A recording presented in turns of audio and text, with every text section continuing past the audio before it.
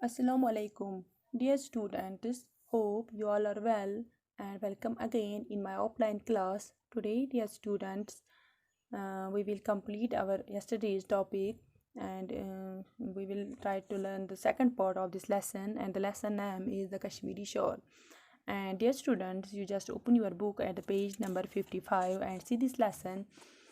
This lesson, Kashmiri Shawl, we came to know that this Kashmiri Shawl is written by Dr. Muhammad Aslam, and we will repeat the yesterday's some pointers, some important points of this lesson. As we came to know that this lesson is about Kashmiri Shawl, and we came to know that Kashmir is very famous. It is very famous for its beauty. It is famous for various other things like it is famous for its gardens, wood carving, arts and handicrafts, rivers, lakes, winter supports, and hospitality. And also it is famous for its wazwan, and it is also famous for for temples. But the Kashmiri shawl is also known all over the world.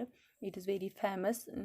These shawls are very famous, and these shawls are we can know that these shawls are made on handlooms, and these shawls are taken from this wool is taken from the wild goats, and which are known as kill goats. Okay, and two or three people sit together at the same loom, and also the women prepare the wrappers, and the pattern then are decided by the designers. Okay, and also the design, we came to know that we have one shawl called the loom shawl, woven on the loom, and also the shawl which is known as second type of shawl which is known as santosh shawl, and it is made from the Tibetan chiru.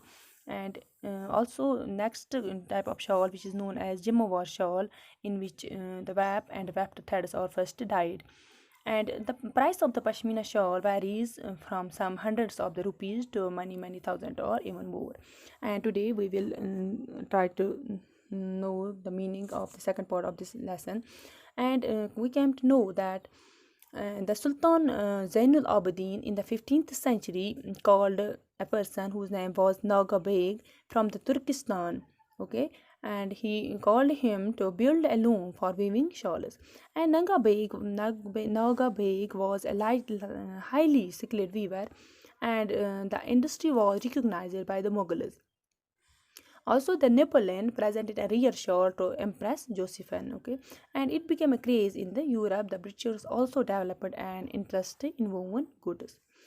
And France and England tried to make Kashmiri shawl. These shawls are not so beautiful as their beauty is not as it is in Kashmiri shawls. In the 19th century, the European learned to make a single piece shawl, and Kashmiri shawls are used as marriage gifts. The shawl is an important item of the Kashmiri bride's clothes. Shawls are used by men also, okay. And we also came to know that in the last we came to know that the industries give also this in the industry of this shawl is also give employment to many people of Kashmir. Okay, and also the parents are helped by their sons and daughters in the various ways in making these shawls. Okay, this is the summary of this lesson, and we will try to learn this lesson in Urdu. We will translate in Urdu so that you can understand it. Shawl की जो सनत है इसका शुरू करने का एज़ाज़ जो है वो सुल्तान ज़ैनुल आबिदीन को जाता है, क्योंकि इसने वहाँ कॉल वोन हैगल जिसने 1836 ईस्वी में कश्मीर का चक्कर लगाया था, और इसके मुताबिक तुर्किस्तान से एक माहिर जो था नाज़बेग को सुल्तान शाल बनाने के लिए 15वीं सदी में बुलावा भेजा था। मुगलों ने सनत को एक अलग पहचान दी। अकबर और इसके जो बाकी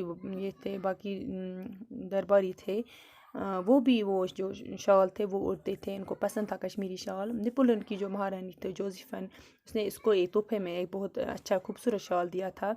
इसके बाद फ्रांस में इस शाल की वो एक किस्म की दीवानगी छा गई थी।